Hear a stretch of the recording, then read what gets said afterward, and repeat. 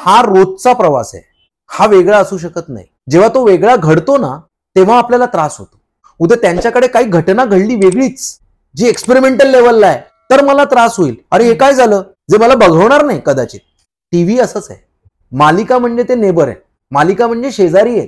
त्या शेजारच्या घरात राहणारी दीपा, राधिका, ती जानकी किंवा गौरी, ज्या कुठल्या या आहेत, त्या रोज भेटतात आहे मला. त्या रोज वेगळं रूप घेऊन तुमच्या समोर आल्या तर तुम्हाला त्या रोज आपल्या कशा वाटतील? त्या वाटणारच नाही. त्या आपल्या वाटण्यासाठी, त्या रिलेटेबल वाटण्यासाठी, त्या जिवंत वाटण्यासाठी त्या अत्यंत अशाच दिसायला हव्या ज्या आजूबाजूला होतात. अर्थात OTTला किंवा सिनेमांना करायला एक वेगळा वेळ मिळतो, एक बजेट असतं जे मालिकांना नसतं. आणि मुळात म्हणजे प्रेक्षक वर्ग, OTTचा प्रेक्षक वर्ग हा खूप वेगळा आहे आणि मालिकांचा प्रेक्षक वर्ग हा खूप वेगळा आहे.